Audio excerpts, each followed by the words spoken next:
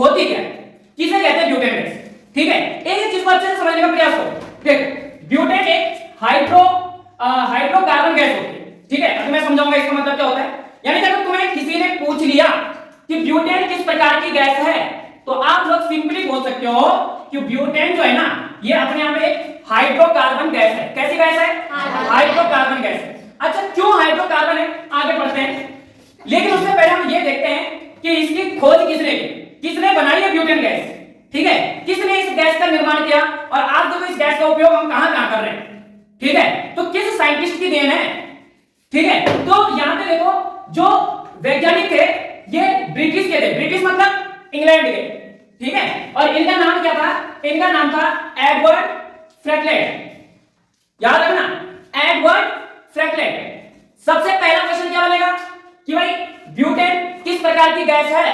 Suppose मान लो मैंने पूछ लिया ब्यूटेन किस प्रकार की गैस है, तो आप लोग बोलोगे कि सर हाइड्रोकार्बन गैस है, या भैया हाइड्रोकार्बन गैस है। दूसरा क्वेश्चन ये आएगा कि इसकी खोज किसने की, तो आप लोग बोलोगे इंग्लैंड के वैज्ञानिक एडवर्ड फ्रैंकलिन ने इसकी क्या की, खोज की। खोज का मतलब समझते हो ना, किसी चीज का क्या करना, आविष्कार करना, या किसी चीज को क्या करना, ढूंढना, उसी को खोज करना कहते हैं। अच्छा, आगे क्या कह रहे हैं कि यह गैस हाइड्रोजन और कार्बन से बनी हुई होती है। यानी कि यह गैस जो होती है ना, दो तत्वों से मिलकर बनती है। आवर्त सारणी में तुमने कार्बन भी पढ़ा होगा, पीरियोडिक टेबल होती है, और आवर्त सारणी के अंदर तुमने हाइड्रोजन भी पढ़ा होगा। यानी कि ये गैस जो बनती है ना, ये हाइड्रोजन और कार्बन से मिलकर बनती है। ठीक है, किससे मिलकर बनती है, हाइड्रोजन और कार्बन से। तो अनलॉजिक बोल सकते हो। ठीक, दूसरी चीज, अगर मैंने ये पूछा कि ये गैस बनती कैसे है, तो आप बोलोगे कि इस गैस का निर्माण हाइड्रोजन और कार्बन जैसे तत्वों से मिलकर इस गैस का क्या होता है, निर्माण होता है। ये गैस जो होती है ना, बहुत ही गंधहीन होती है। गंध का मतलब समझते हो ना, यानी कि इसमें बहुत इतनी गंदी वो चलती है, क्या बदबू चलती है कि तुम लोग क्या थोड़ी देर अगर सूंघोगे और थोड़ी देर के लिए अगर अंदर होगी तो तुम्हारा बाहर निकलने का क्या हो जाएगा, मन हो जाएगा। ठीक है, तो ये एक गंधहीन गैस है। और दूसरी चीज कि ये गैस रंगहीन है। रंगहीन का मतलब क्या होता है कि इसका अपना कोई कलर नहीं है। नहीं तुम्हें ऐसी दिखेगी पीली है, पता चला तुमने बोला कि यार ऐसी गैस पीली है क्या दिखने में, या लाल है, तो ये कलरफुल मतलब कलरलेस गैस है।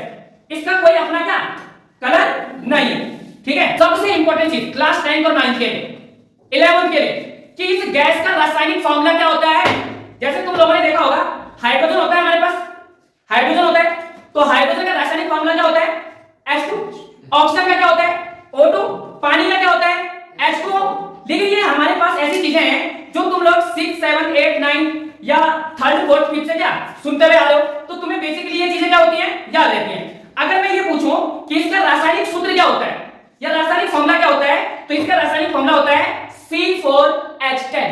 क्या होता है, C4H10। ये देखो C4H10। और कमाल की चीज क्या है कि ये एक दूसरे से एकल बंध हो। अब तुम बोलोगे यार एकल बंध, अभी चलो 9th 10th में चले गए हो ना, 11th 12th में, सबसे पहले तो तुम देख लेना सिंगल बॉन्ड के साथ जुड़ते हैं। अब तुम बोलोगे सिंगल बॉन्ड क्या होता है, केमिस्ट्री के अंदर कोई भी तत्व जो होता है कभी सिंगल बॉन्ड में जुड़ता है, कभी डबल बॉन्ड में जुड़ता है, और कभी ट्रिपल बॉन्ड में जुड़ता है। तो यहाँ पे ब्यूटेन गैस जो होती है वो सिंगल बॉन्ड के साथ क्या होती है, जुड़ी हुई होती है। मतलब इसमें जो हमारे पास हाइड्रोजन और जो हमारे पास क्या है कार्बन होता है ना, इसके बीच में कौन सा बॉन्ड होता है, सिंगल बॉन्ड। देखो एक लाइन है ना, इसको बोलेंगे सिंगल बॉन्ड, इसको क्या बोलेंगे, दो लाइन खींच दो ना तो क्या बोलेंगे, डबल बॉन्ड। और अगर 3 लाइन खींच दी ना तो क्या बोलेंगे, ट्रिपल बॉन्ड। अब मैं ये बता रहा हूं कि यार इसकी संरचना कैसे होती है, इस गैस को इस गैस का निर्माण कैसे होता है, इस गैस की संरचना कैसे होती है। तो मुझे एक बात बताओ, ये C4 का मतलब समझ रहे हो, C4 का मतलब ये है कि कार्बन के कितने अणु हैं इसमें, 4, और हाइड्रोजन के कितने हैं, 10। कार्बन के 4 और हाइड्रोजन के 10। तो 4 कैसे। अब अगर हम इसकी संरचना बनाएं, ब्यूटेन गैस की अगर हम संरचना बनाओ तो कैसे बनेगी, देखो 4 को लोगे तुम यहाँ पे क्या कार्बन, कितने कार्बन लोगे, 4 कार्बन। तो कैसे लोगे, 1, फिर सिंगल बॉन्ड 2, फिर सिंगल बॉन्ड 3, और फिर सिंगल बॉन्ड के साथ क्या 4। बेटा यही क्वेश्चन आता है 10th में, यही क्वेश्चन आता है 9th में कि ब्यूटेन गैस की संरचना लिखिए। समझ में आ रही मेरी बात। तो ये सारी चीजें पूछी जाती है, एथेन की, मीथेन की, सब की आएगी। तो यहाँ पे देख लो, ये हमारे पास कितने कार्बन जोड़ दिए मैंने सिंगल बॉन्ड के साथ, 4 कार्बन। और इन 4 कार्बनों के साथ तुम्हें कितने हाइड्रोजन जोड़ने हैं, 10 हाइड्रोजन जोड़ने हैं। तो हमारे पास क्या क्या बनेगा? Butane gas. तो देखो कैसे जोड़ेंगे, एक हाइड्रोजन जुड़ेगा इधर, एक हाइड्रोजन जुड़ेगा इधर, कितने हाइड्रोजन हो गए सिंगल बॉन्ड के साथ? दो। एक हाइड्रोजन जुड़ेगा इधर, एक जुड़ेगा यहाँ पे, एक जुड़ेगा यहाँ पे और एक जुड़ेगा यहाँ पे, एक जुड़ेगा जस्ट इसके नीचे, एक जुड़ेगा यहाँ पे, एक जुड़ेगा यहाँ पे और एक जुड़ेगा यहाँ पे। अब काउंट करो कितने हाइड्रोजन हो गए? 10 हाइड्रोजन हो गए ना। समझ में आ गई ना मेरी बात? तो इसी प्रकार से किसी भी गैस, चाहे वो ब्यूटेन हो, चाहे वो मीथेन हो, चाहे वो इथेन हो, कोई सी भी गैस होती है, उनको हम इसी प्रकार से उनकी क्या करते हैं? संरचना करते हैं। अगर तुम्हें उनका फॉर्मूला क्या है याद है। अब एक्सपेरिमेंट क्या करना है, बहुत इजी है। ये हमारे पास ब्यूटेन गैस है और इस ब्यूटेन गैस एंड ये हमारे पास डिटर्जेंट का एक क्या है? पैकेट है। और हमें क्या करना है, सबसे पहले इस पानी के अंदर इस डिटर्जेंट को क्या करना है? घोलना है और इसका क्या बनाना है? यहाँ पे झाग बनाना है बढ़िया से। समझ में आ रही मेरी बात? और फिर हम क्या करेंगे कि इसके अंदर जो हमारे पास कौन सी गैस है? ब्यूटेन गैस है। इस ब्यूटेन गैस को इसके अंदर डिप करवाएंगे और ब्यूटेन गैस को इसके अंदर क्या कर देंगे? थोड़ा सा कुछ मात्रा में क्या करेंगे?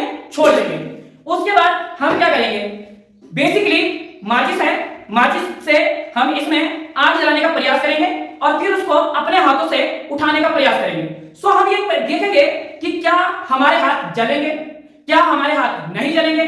जलेंगे तो वजह क्या होगी और नहीं जलेंगे तो वजह क्या होगी। उसी चीज के बारे में हम आगे क्या करेंगे? जानने का प्रयास करेंगे। ठीक है, सो मैं अभी स्टार्ट कर रहा हूं, देखते हैं ट्राई करके। ठीक है, तो आप लोग घर में नहीं करोगे, है ना? ठीक है, अगर घर में किया तो भी यार खतरनाक हो सकता है। ठीक है, इसको मैं निकाल देता हूं, हो सकता है कि इसमें आग पकड़ ले, है ना? थोड़ा सा करके ट्राई कर लेते हैं एक बार, देखो। ठीक है, थोड़ा और इसमें बहुत होगा, बहुत होगा, है ना? और एक को आना पड़ेगा मेरे को यार। ठीक है, हल्ला देखो। ठीक है, ये ब्यूटेन गैस है, इसको अंदर डिप करवाते हैं। ठीक है, ये ब्यूटेन गैस है, ये डिटर्जेंट है झाग वाला। ठीक है, और इसमें चल भाई खोल जरा। ठीक है,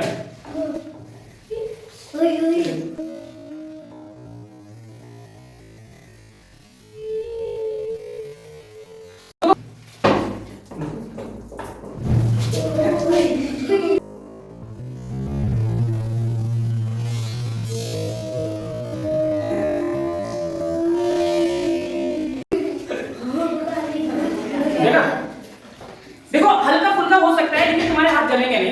देखो अभी मैं तुम्हें समझा रहा हूं, लेकिन मैंने बोला घर में ट्राई नहीं करोगे। ठीक है, बिल्कुल भी नहीं। तो माचिस में जला के रखना है। ठीक है, चलो खा। ठीक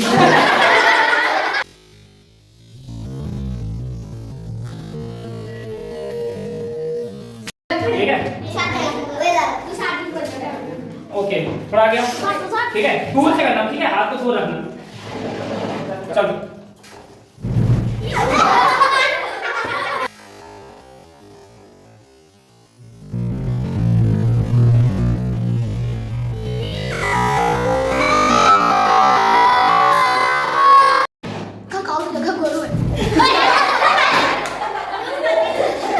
चलो हाँ, साइड में रखो, कुछ भी नहीं होगा। इसके पीछे रीजन क्या है? यही रीजन क्या लिखा हुआ है, देखो यही रीजन है। देखो जब हम क्या करते हैं ना, इस झाग को, डिटर्जेंट हो या शैम्पू का झाग हो, जब हम इसके अंदर डालते हैं ना और जब हम इसको ऐसे उठा रहे हैं तो देखो ये एक फॉर्म बन जाता है और इसकी ना एक परत बन जाती है। दिख रही है ना, ये दिख रही है? तो हमारे हाथों पे आग नहीं लग रही है। आग किस पे लग रही है?